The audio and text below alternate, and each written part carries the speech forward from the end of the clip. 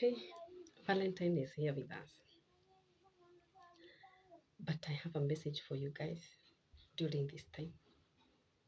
You know, when we talk about Valentine, we use a representation of the heart to represent love. And so, tomorrow, or if this message gets to you today, maybe the day of Valentine, everything will evolve around the heart. Message zenye tutatumiana kesho zitakuwa zimejaa hiyo simbo ya roho. Maua zenye tutapeana, keki, everything, hata gift mingi tutakuwa tume make sure the symbol of the heart is there, because we believe that when you talk of love you talk about the heart. But there's one thing that I want us to know, guys, before we get to Valentine, or maybe in the day of Valentine. Guard your heart, because after this, if we don't take care,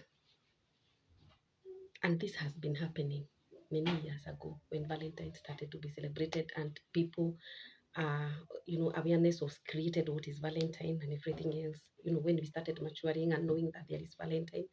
I remember when I was in high school during Valentine days, because it usually came when we were in the course of the term, we used to put flowers in the flag, in the national flag, and when we pull it down, flowers could flow all over. Flowers could burst all over, just as a symbol of Valentine is here with us. And I think that's the time that most of us started realizing that there's something that is happening about Valentine and love and everything else. What am I trying to say is that many hearts, many people get frustrated. At the same time, many people get more happy, feel more loved. And I'm here for every one of us to tell us that we approach Valentine with an aspect of guarding our heart. No one is responsible to guard our heart for us. We own the full responsibility, the full duty of guarding our heart. And I want to refer to the word of God in the book of Proverbs chapter 4. Proverbs chapter 4 and verse 23. Above always, guard your heart, for everything you do flows from it. It is good to know that after Valentine there is life, and after Valentine there is those things that will flow out of us. We will still continue living. And the word of God is trying to tell us that when our hearts are not in good position, when our hearts are messed up, what will flow out of our hearts will be everything that will come out of that heart will be determined by what is in it, the content in that heart. Another word in the book of Matthew says that in the abundance of the heart, the mouth speak. And we know that a lot of things that that talk about us, talk about everything, comes through our mouth. And we are told that by the word of God that we guard our heart, because everything that flows, everything that concerns life flows from it. And in the abundance of the heart, the mouth speaks. So a heart is very crucial in the life of a person. And I think that is why it is being used as a symbol of love. Unajua kesho, watu wengi watakaa wakiwa wamegoja simu message ziingie, wakiwa na very high expectations. Message ziingie za kuonyeshana vile tunapendwa, vile tunapendana, tutume message, People will be in the offices waiting for flowers, from, surprises of flowers. Many will be at home waiting for those cakes and everything else. Some even will be waiting for cars because of their expectations about Valentine and about love. And if that does not happen, most of the hearts will be left tortured, will be left messy. But if we can be able to protect our hearts and guard them with all diligence, another version says that guard your heart with all diligence. Guard your heart with all diligence. And this version is saying, above all, above everything else, above guarding your houses, above guarding your job, above guarding everything about life, guard your heart.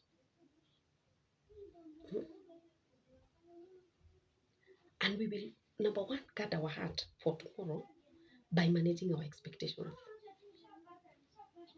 I'm managing your expectations that are, and the word of God also says that ule mtu mwenye anatrust mwanadamu hata amekasiwa na Mungu. Sisemi tusitrust na sisemi tusipendwe, kwa sababu lazima tusikie tumependwa. Even Genesis says that because God loved the world, he gave his only begotten son. So love is about giving. But at the same time, we are expecting this giving from human beings who are going through frustrations of life, human beings who can change at any one given point, human beings who can be anything, human beings who can forget because they're human beings, human beings who can hate you for nothing, human beings who can be so much engaged, especially in this time that when we are trying to chase these coins and forget about it.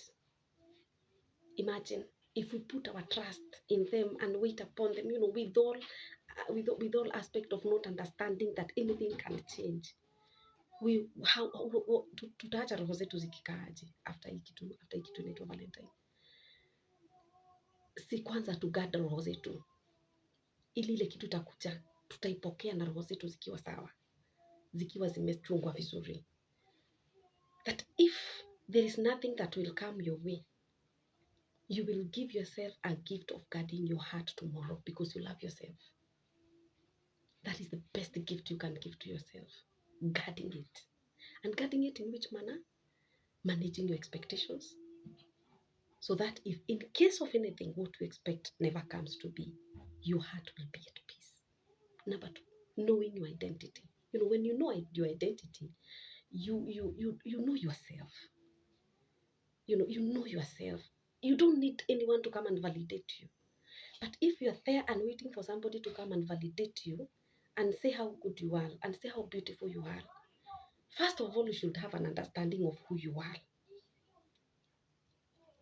And how do you know who you are? Identifying with your maker who made you, who is God. He's the only one who knows who you are.